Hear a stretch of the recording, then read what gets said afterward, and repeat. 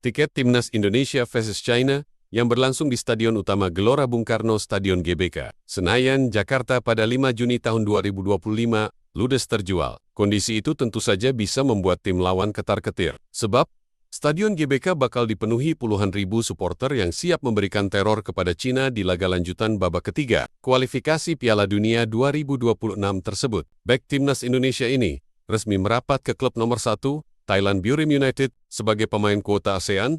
Shane, yang lahir dari ayah asal Indonesia dan ibu asal Belanda, akan menjalani tes medis dan penandatanganan kontrak besok.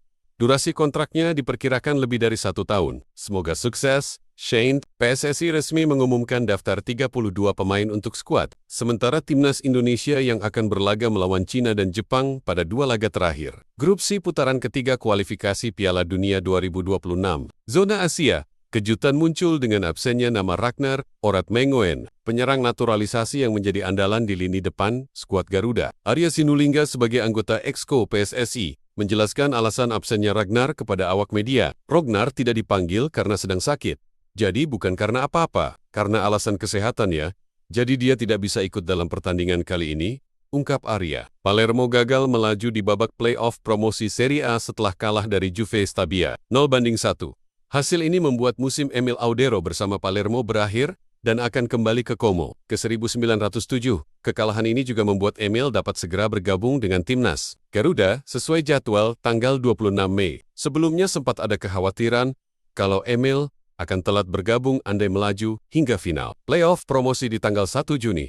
Menarik ditunggu karir Emil selanjutnya di musim depan. Bertahan di Como 1907 atau dipinjamkan kembali. Mengutip dari laman Instagram pribadinya, Andre Rosiade, speak up tentang mafia sepak bola. Kami meminta secara terbuka kepada Pak Erick Thohir untuk hadir menonton Semen Padang vs Arema FC secara langsung, dan kami meminta wasit asing yang memimpin. Karena kami pernah dicurangi di Piala Presiden 2027 di Kanjuruhan. Kami siap bertarung di Kanjuruhan, tapi kami meminta pelindungan dari PSI akan bahayanya mafia sepak bola. Tulis Andre Rosiade di akun pribadinya. Timnas Indonesia telah melansir daftar 32 pemain untuk pemusatan latihan di Bali. Jelang lanjutan kualifikasi Piala Dunia 2026 bulan depan, kembalinya Stefano Lillipali ke dalam skuad Garuda jadi salah satu keputusan paling menarik oleh pelatih Patrick Kluivert. Selain itu, Asnawi Mangkualam juga menerima panggilan pertama di bawah kepemimpinan Kluivert.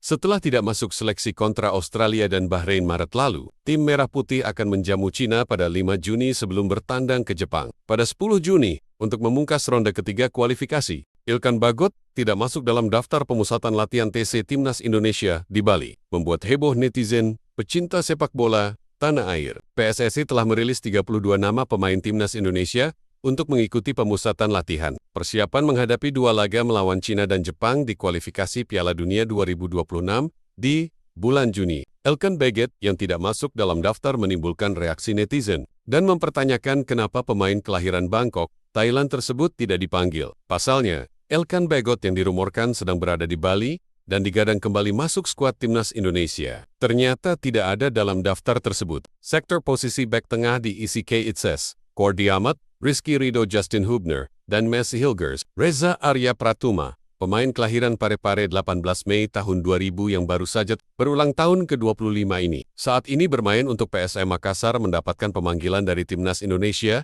untuk mengikuti TC Timnas yang berlangsung di Bali. Selamat bergabung dan selamat ulang tahun Reza.